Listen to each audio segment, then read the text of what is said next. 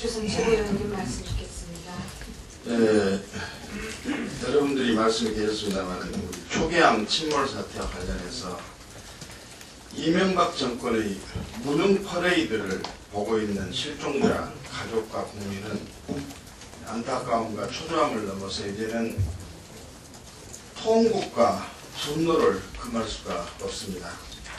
사태 파악의 기본적인 요소인 사고 시각조차 하나를 제대로 파악 못하고 5번이나 바뀌는가 하면 사고 원인 규명은 자체하고 살아있는 실종장병이 함미에 있다고 보고 있음에도 불구하고 일주일이 지나는 이 시간까지 아무런 구조작업도 하지 못한가 하면 오히려 구조되어 아까운 생명을 잃기까지 하는 그런 무능한 이명박 정부의 행태를 보면서 비판하지 않을 국민이 어디 있습니까?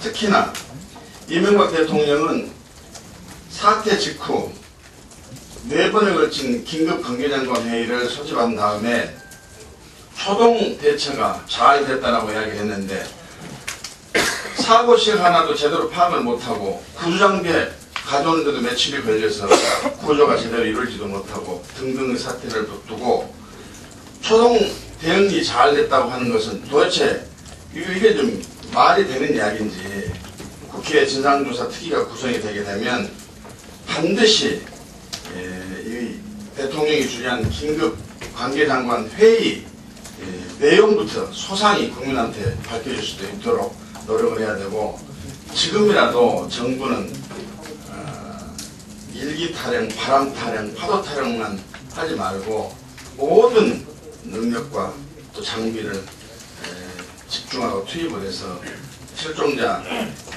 승조원 찾기에 최선을 좀 다해달라. 그리고 정부가 사고 원인 규명을 위한 진상 규명에 초점을 맞춘 것이 아니고 북한 끌어들이기에 지금 편안히 돼 있는 듯한 모습을 보면서 이건 각종 의혹이 제기되지 않을 수 없다. 그래서 한 점 숨김과 보탬이 없고 꾸밈이 없는 진상을 국민 앞에 낱낱이 밝혀야 될 것이라는 말씀을 드리고 하나만 더 말씀드리겠습니다.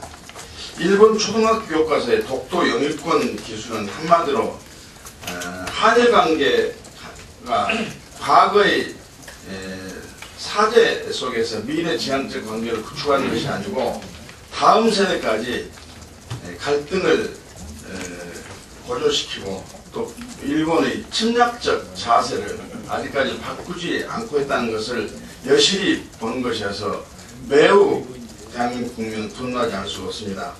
그럼에도 불구하고 이명박 정권은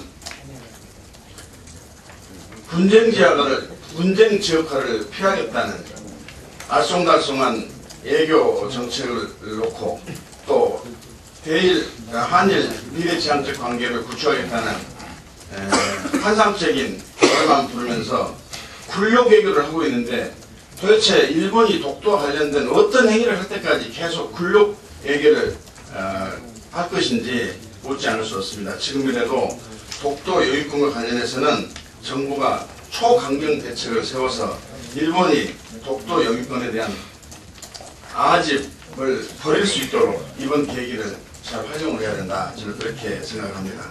이상입니다.